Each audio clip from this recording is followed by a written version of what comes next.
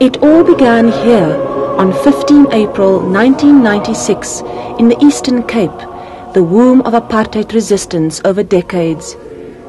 Here, in the glare of the world's media, they stepped where no one had gone before, and they spoke the first words in the great telling of our shameful and proud past.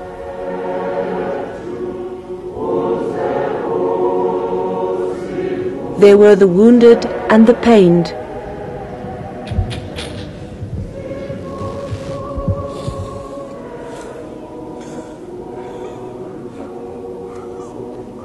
And I was still 20 at the time, and I couldn't handle this. So I was taken to Nyami's place, and when I got there, Nyami was crying terribly. And then there were those with great loss in their hearts and anger in their veins. I don't want to cry. Really, I don't want to cry, but I would like the commission to help me. They were the brave pioneers of the Truth Commission, those who led all the others to sew their truths into the patchwork quilt of a new history. There's been a lot of evil. There's been a lot of evil in this country. It's being exorcised. The commission sat in noisy cities and quiet dorpies. They sat in big imposing town halls and dingy schools and churches, from Messina in the north to Cape Town in the south. And from everywhere the victims came. Some were dignified silver-haired elders, others impassioned young lions. Sometimes there were even small little lions. The stories were of torture and abduction, rumors that became reality. This is Piwo's hair.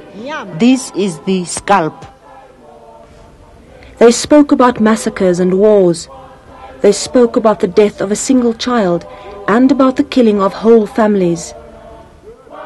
I heard their voices. No one screamed twice. Each one screamed just once.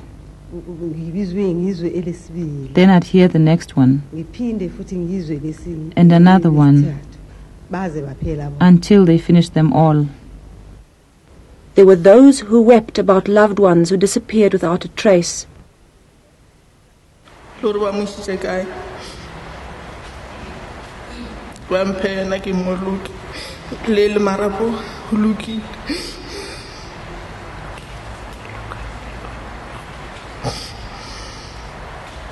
There were those who saw loved ones return as corpses. And just to see that he has grown into manhood. He wasn't, he was still very young, but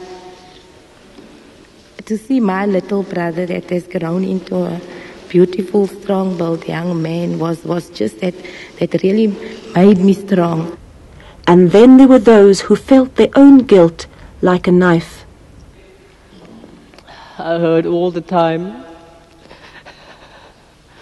And even now, although this time I'm also asking the same question. Who sold me to the police? Who sold me to the police?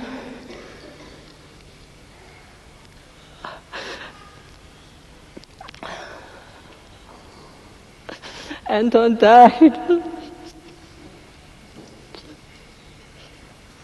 With that question on his mouth. But the common thread was that everywhere the extent of the horror was more than anyone had ever suspected. Even the smallest village had its casualties.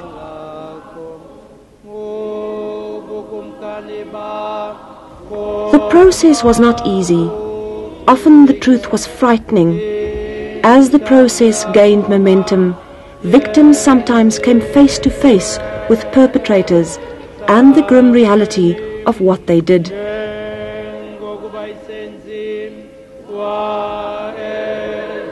Few few remained untouched as the floodgates of emotion were wedged open. It is 25 years now, and that I will not forget what happened. I ask the Almighty that I will not forget what happened and that I need to know. They left 12-month-old Phoenix traumatized and alone with her dead mother, in their home spattered with blood all over the place. It was disgusting, brutal, deceitful, treacherous, cold-blooded murder. Pieces of him and brains, all of it was scattered around. That was the end of begging. I think it was the 7th day. I was very hungry. I had no food, you know. They left me in that small room here at Rabasut. So I would just crawl into the toilet and drink from the toilet sink.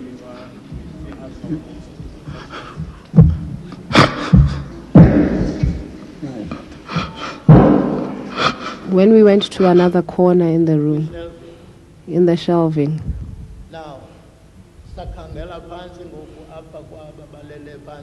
we looked on the floor and we saw my son lying in one corner.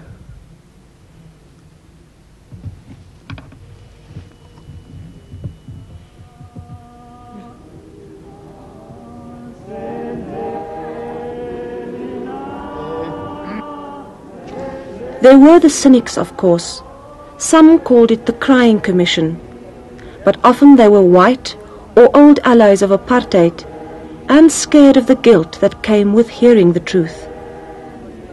But then there were those who became part of the telling, and through that, some sort of reconciliation. U het in die harte van verwonde, soms verpletterde mense gekry.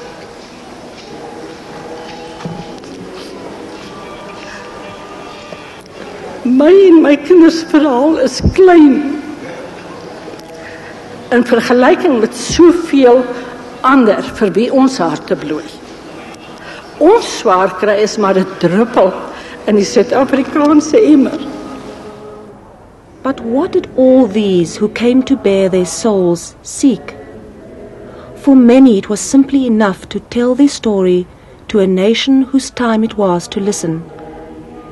Others wanted to lay the past to rest. Again and again they asked for the remains of those who had disappeared. For some, like the family of murdered ANC cadre Phila Ndwandwe, this became a terrible reality.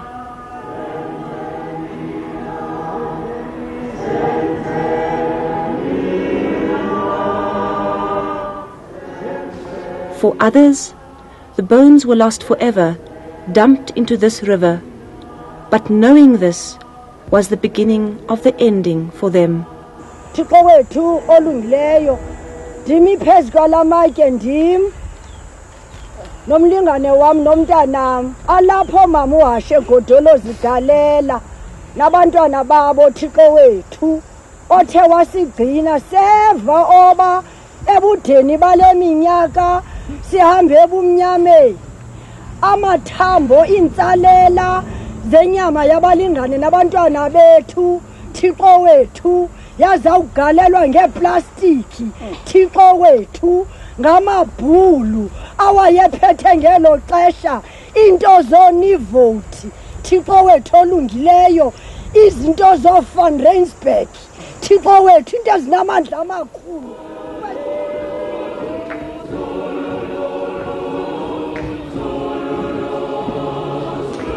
Over the 14 months, the South African truth process developed its own unique identity. Even while listening to the most harrowing testimony, people could still laugh.